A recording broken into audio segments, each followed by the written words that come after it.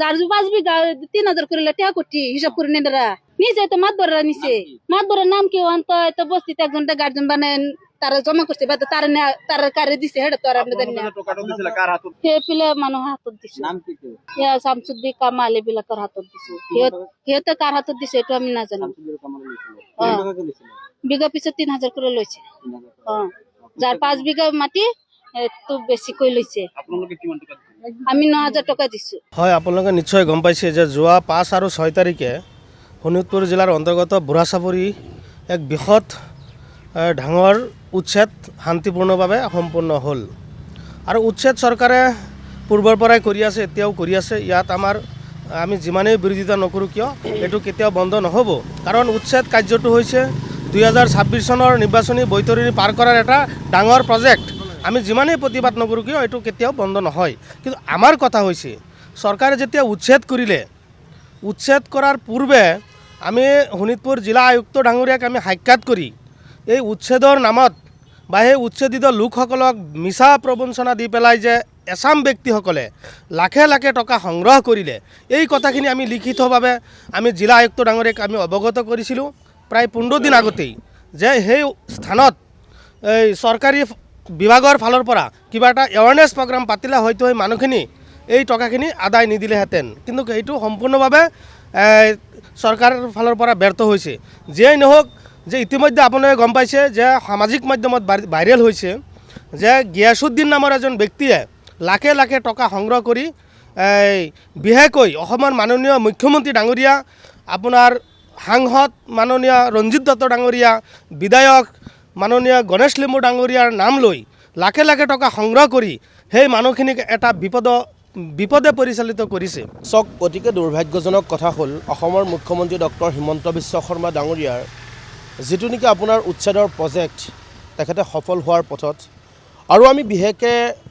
আমি পূৰ্বৰ পৰা কৈ আছিলোঁ অসমৰ মাজত উচ্ছেদ হওক কিন্তু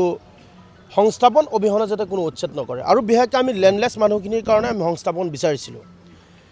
অতি দুখৰ আৰু পৰিতাপৰ বিষয় আজি পুনৰবাৰ ক'ব লাগিব ইতিমধ্যে আপোনালোকৰ চেনেলবোৰৰ নিউজ ওলাই আছে আৰু আপোনালোকে গম পায়েই আছে চৰাঞ্চলত উচ্ছেদ হোৱাৰ পূৰ্বে তেওঁলোকৰ এটা উৎসৱ পাতিছে এই উৎসৱৰ মাজত এজন খলনায়ক হ'ল গিয়াছুদ্দিন ওৰফে গেছু এই ব্যক্তিজনৰ ঘৰ হ'ল শোণিতপুৰ জিলাৰ বৰচলাত আৰু তেখেতে চৰাঞ্চলৰ পৰা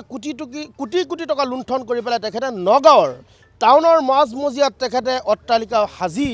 তাত আপোনাৰ অবৈধ কিছু সম্পত্তি তেখেতে আপোনাৰ গোটাইছে আৰু এই ব্যক্তিজনে পুনৰবাৰ আপোনালোকে গম পায়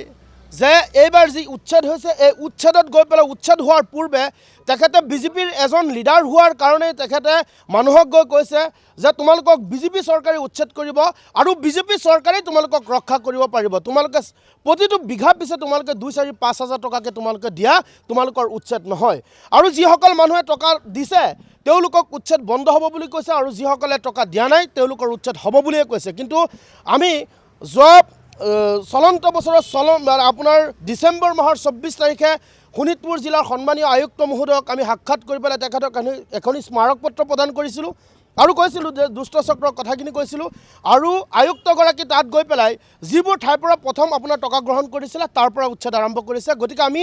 শোণিতপুৰ জিলা আয়ুক্তগৰাকীক আমি ধন্যবাদ জনাইছোঁ আৰু শোণিতপুৰ জিলা প্ৰশাসনক আমি ধন্যবাদ জনাইছোঁ কিন্তু অতিকে আচৰিত কথা ইমান অভিযোগ উঠাৰ পিছতো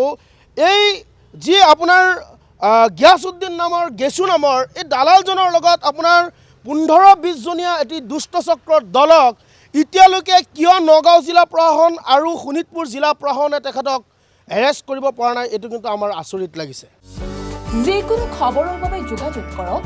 আমাৰ এই নম্বৰত 9181 307 2221